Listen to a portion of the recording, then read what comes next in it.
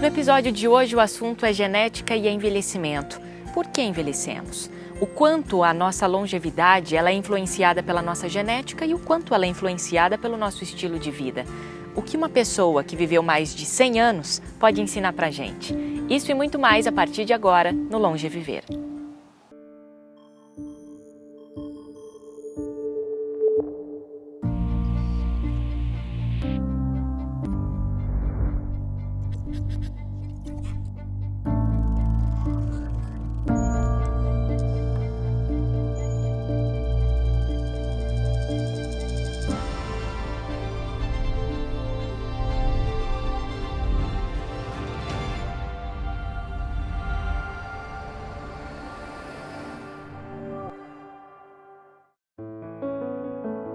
O papel da genética na determinação do tempo de vida é complexo e paradoxal.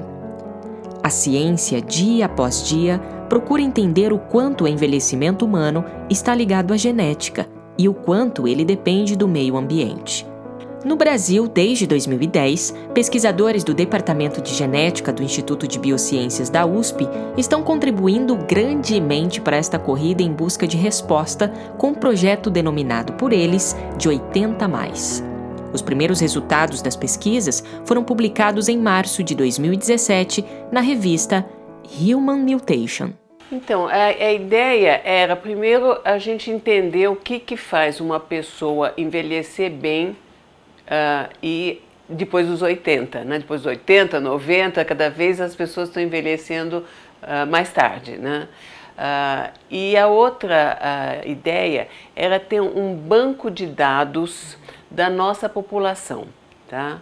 Porque os bancos de dados que a gente estuda os genomas hoje são todos internacionais. E qual era a importância de estudar pessoas mais idosas? Que aí você já sabe se a pessoa teve Alzheimer, teve Parkinson, teve aquelas doenças que aparecem mais tarde.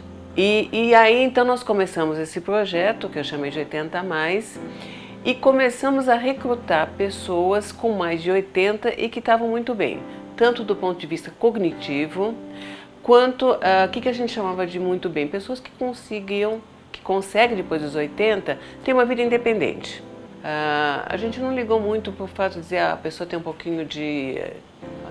é um pouco hipertensa ou tem um pouquinho de diabetes, desde que ela tivesse uma vida regrada e independente, né?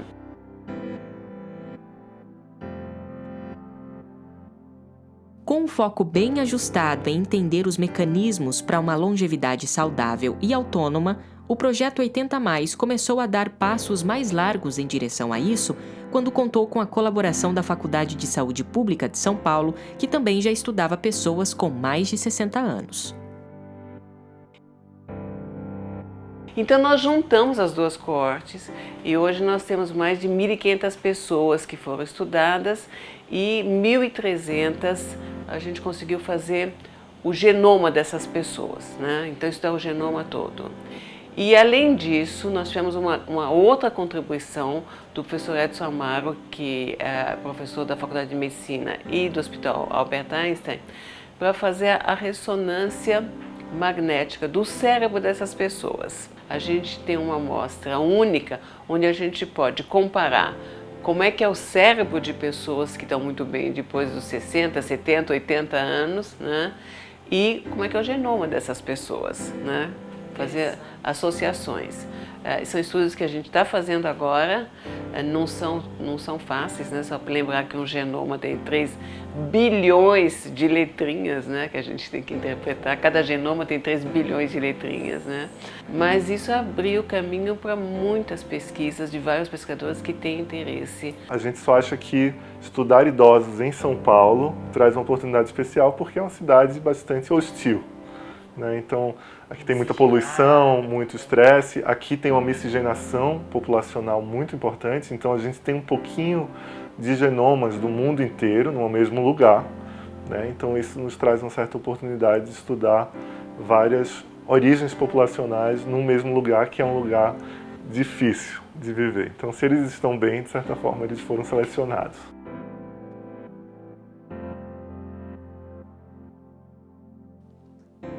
O povo brasileiro é um fenômeno da miscigenação, da mistura de raças. Por conta disso, o Projeto 80+ conseguiu identificar resultados interessantes. O primeiro deles é que a nossa população é detentora de 2 milhões de novas variantes genéticas, que ainda não tinham sido constadas em bancos de dados internacionais. Variantes genéticas são mudanças comuns nos genes e revelam se o indivíduo é mais propenso a ter uma determinada doença ou não. Mas as descobertas do 80+ não pararam por aí.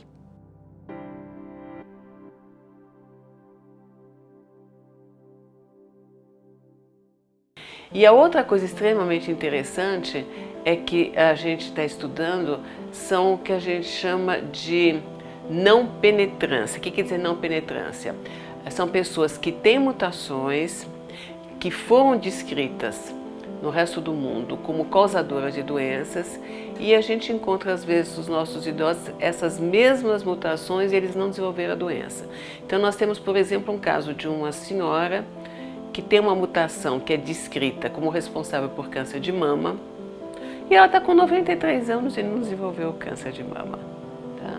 Então, isso tem um interesse enorme da gente entender o que protege algumas pessoas dos efeitos deletérios de uma mutação, né? Porque se a gente conseguir descobrir isso, nós vamos ter novos caminhos de tratamento.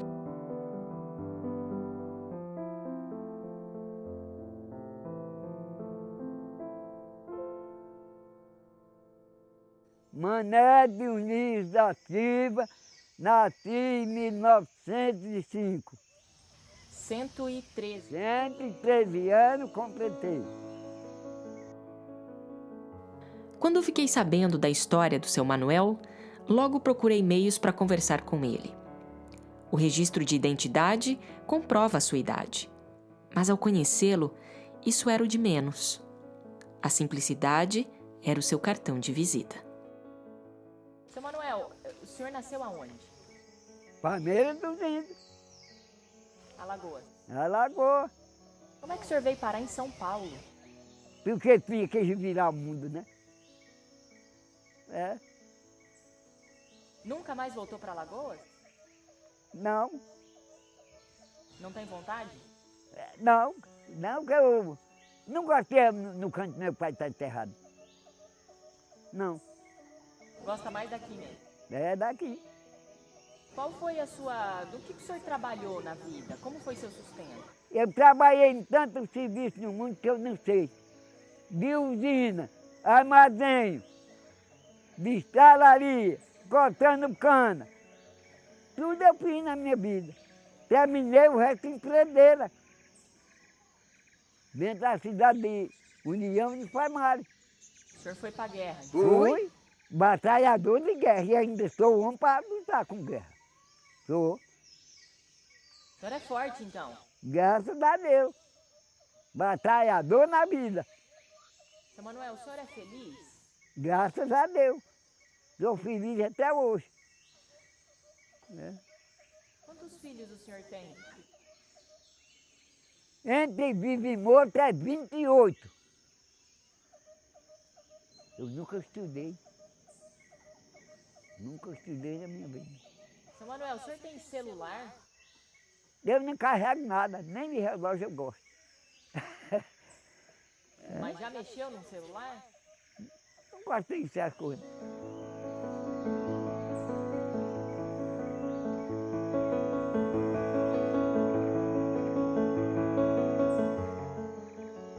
Então, o que se sabe hoje é que existem famílias de centenários onde aparentemente o ambiente não influencia. Eles podem até ter uma vida bem desregrada, mas passam dos 100 anos e passam bem, tanto do ponto de vista cognitivo como do ponto de vista físico, de saúde, né? Seu Manuel é um homem marginalizado. Seu maior desafio sempre foi o de sobreviver. Vive em condições precárias em relação à sua saúde e bem-estar. O ambiente nunca colaborou com a sua longevidade. É como se o seu Manuel tivesse uma espécie de genes protetores da longevidade. Foi isso que intrigou o cientista Nir Barzilai, que coordena desde 1998 o projeto dos genes da longevidade, que investiga o material genético e o histórico médico de mais de 600 idosos. No começo das pesquisas, Barzilai ficou intrigado com os irmãos Khan, que nasceram em Nova York na década de 1910 e que, mesmo não dando importância a hábitos muito saudáveis, viveram até os 102, 107, 109 e 110 anos.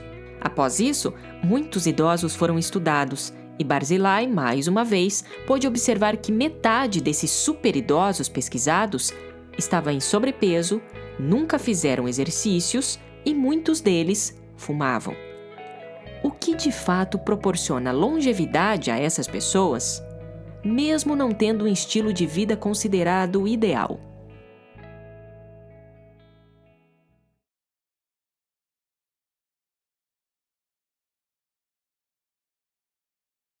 Mas são raras essas famílias. Estima-se que é 1 em 5.000 a tua chance de ter esse genoma centenário, vamos chamar, né? Para a maioria das pessoas, se estima que o componente genético seria de 20% a 30% e 70% a 80% depende do teu estilo de vida.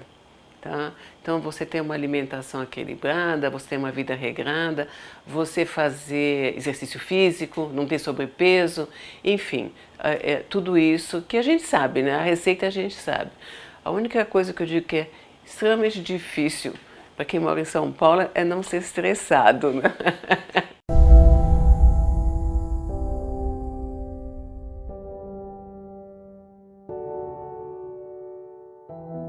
Eu tenho filho, eu tenho neto, que está acabado, está um velho acabado, e eu estou novo na idade. Está vendo como é? Agora o que é isso? Pressão demais, cria isso, cria aquilo, vai doidando a pessoa, né? Não? Então o senhor é uma pessoa tranquila. Tranquilo. E aí morrer tranquilo. Deus não deixou ninguém no caminho de perdição, não. Quem está aí cuida é nós. Não?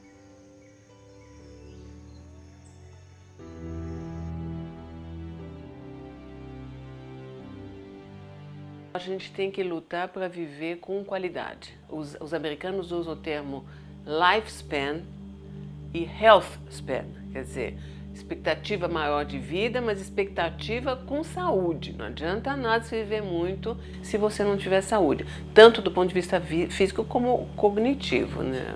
Quando você separa os casos de pessoas que portam mutações causadoras de doenças mais graves que afetam antes, você sobra, na verdade, com uma contribuição talvez até equivalente.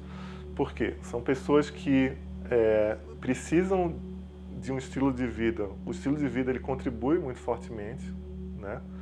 Então, as pessoas que consomem menos açúcares e gorduras vão ter menos diabetes e problemas vasculares e, certamente, uma contribuição genética combinatória. Então, você tem ali, a pessoa ela tem os vasos mais flexíveis, que tem proteínas que acumulam menos nas paredes, ela tem uma melhor troca celular, ela tem um sistema imunológico que combate um começo de câncer muito antes dos outros e ele não se espalha, por exemplo. Então, há um componente genético, isso é claro, isso só não é necessariamente muito forte de um gene só. Ele deve ser uma combinação de muitos genes que auxiliam esse sistema todo funcional. E sem o estilo de vida, né, então, consumo alcoólico baixo, ou zerado, ou moderado, certamente é melhor do que o consumo elevado. Tabagismo, em qualquer nível, todos sabem que é muito impactante na saúde. Exercícios físicos leves a moderados, com regularidade, são extremamente importantes para vários sistemas, né? A socialização é importantíssima, então a gente sempre fala que não é que o idoso precisa continuar trabalhando arduamente, mas a aposentadoria muitas vezes causa um isolamento, o isolamento é algo que é prejudicial para a psique, né, para doenças neuropsiquiátricas, mas também porque a pessoa perde as atividades e aí ela começa a ficar mais isolada. Então, atividades são importantes e trabalho é uma atividade importante. Como é que é a sua alimentação, seu estilo de vida? É comer um pão, me deitar e dormir. O senhor mais gosta de fazer? Comer e trabalhar. E o senhor trabalha no que com essa idade? Ai, mandioca que eu planto. Tanto gosto de plantar milho e feijão. Tem a lavoura que não protege nós, e nós estamos ligeiros. 60 dias nós estamos comendo. E mandioca no chão. Tem a lavoura que sustenta nosso pão. Viadura na terra é a mandioca. E é o senhor que planta? É eu que planto. O tempo mudou para a liberdade. O tempo cativo era ruim, não.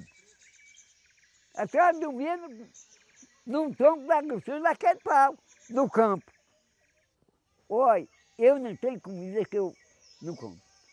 Hoje eu como tanto assim, nós fui bem tratado. Eu trabalho no machado, entrava dentro da mata, botava a panela no fogo, já levava meio quilo de queijo, uma banda de rapadura. Na hora que eu vinha almoçar, eu desmanchava uma fuba todinha dentro da panela e comia tudo. Hoje eu como tanto assim. Por que envelhecemos? O que acontece biologicamente em nossas células que aciona uma espécie de contagem regressiva a partir do momento em que nascemos? Por que a gente envelhece? Bom, todo mundo está querendo entender melhor, né? Mas as nossas células vão envelhecendo, elas vão acumulando substâncias tóxicas, né? E vão se dividindo cada vez menos, né? Então a gente sabe, por exemplo, que toda vez que a tua célula se divide, as pontinhas dos cromossomos, que se chamam telômeros, vão diminuindo de tamanho, né? Então, se você comparar telômero de um bebê recém-nascido e de uma pessoa idosa, o telômero da pessoa idosa é muito mais curto, né? E ele vai diminuindo de tamanho conforme as células vão se dividindo, né? Até que chega num ponto onde a célula não consegue mais se dividir e morre, né? Mas como eu falei, normalmente a gente não chega até esse ponto, né? Mas as células vão se dividindo cada vez menos. Existem pesquisas mostrando que a gente tem o que a gente chama de células senescentes.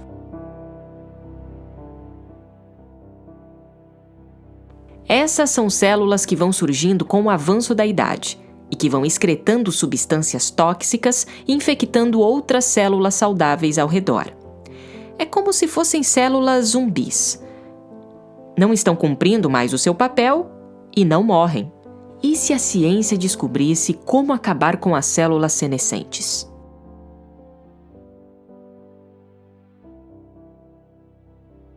Então fizeram, por exemplo, pesquisas com camundongos recentemente bem interessantes, mostrando que você pega camundongos jovens e você injeta essas células senescentes, ele tem um envelhecimento acelerado, o camundongo.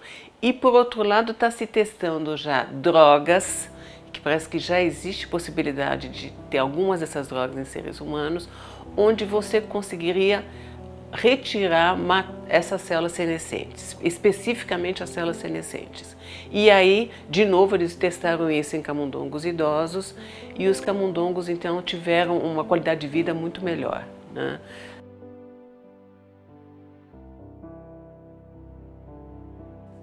Todos queremos uma vida longa, mas a minoria de nós não quer envelhecer. As respostas ou as perguntas para este fenômeno biológico estão nas células. É lá, num mundo tão pequeno, que se concentra a mais vasta quantidade de informações sobre a vida. Há tempos, os telômeros têm sido objetos de estudo dentro deste mundo infindável de descobertas e mistérios. Será que estão neles a resposta para desacelerar o nosso relógio biológico? Os telômeros são as pontas dos cromossomos. E a cada replicação celular, você tem que replicar também o DNA. Então, a nova célula vai ter seus cromossomos disponíveis e assim sucessivamente. Só que, por ser linear, o DNA ele tem uma questão que, na hora de replicar a ponta, sempre há uma pequena perda. Tá? Então, a cada replicação existe uma perda da ponta. O telômero, na verdade, ele vem como um excesso de DNA na ponta para precaver, né, já dessas perdas sucessivas ao longo das divisões celulares. E isso ficou muito estabelecido porque você consegue, de fato, medir o telômero numa célula mais primária e numa célula mais final, e o telômero ele diminui de tamanho. A gente não sabe se os idosos saudáveis eles tinham telômeros já maiores no início. Então, eles de fato têm, se você comparar populacionalmente, eles têm os menores telômeros porque eles já têm uma idade mais avançada. É uma curva que ela vai diminuindo de fato.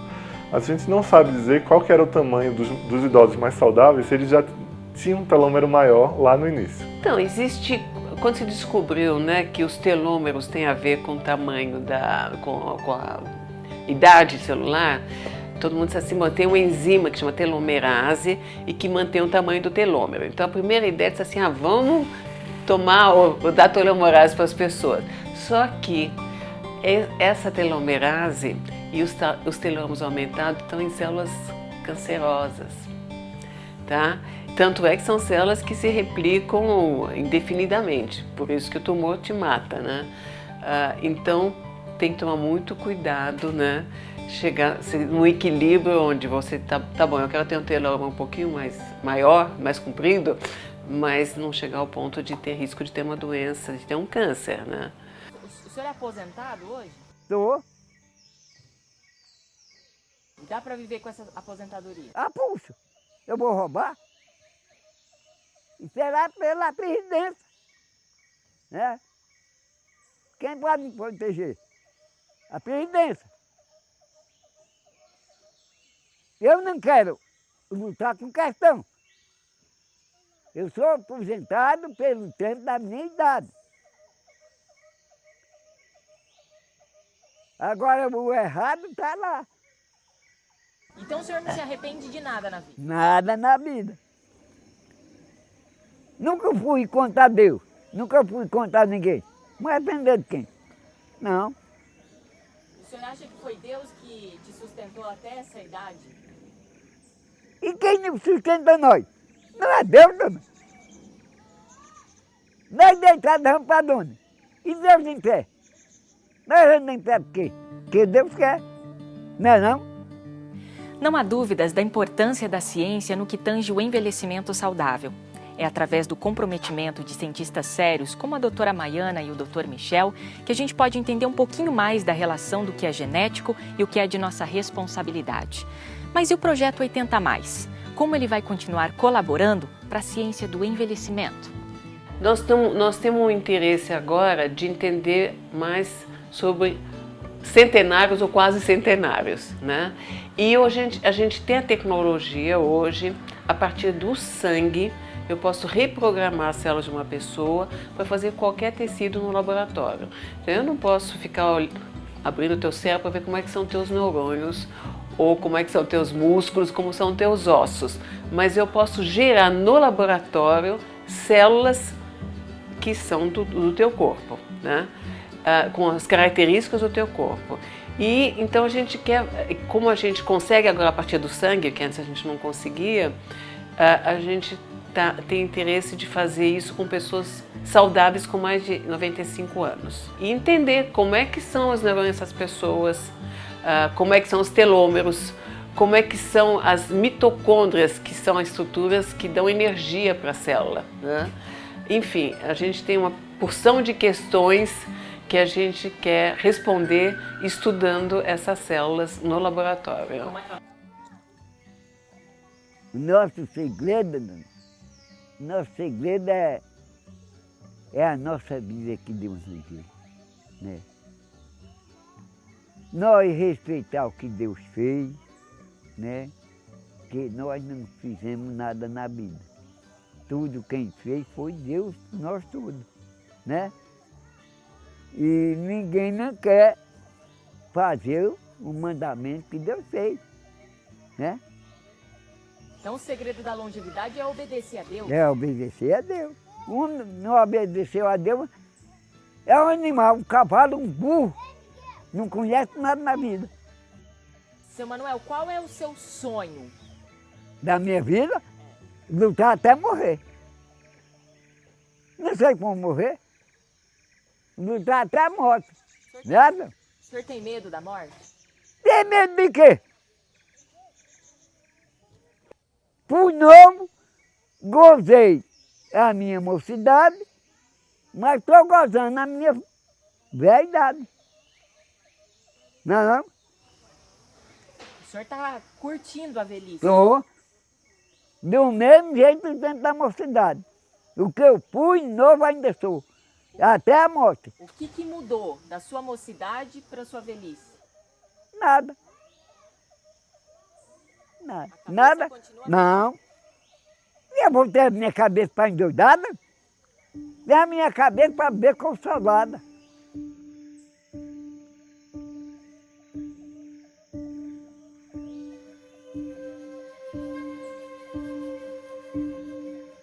E o que esperar do amanhã?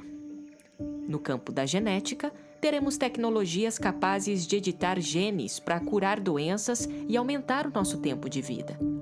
Mas a pergunta é: vamos saber lidar com essa revolução? Enquanto isso, já sabendo que 70% para uma vida boa depende de mim e de você, já temos informações o suficiente para nos ocupar.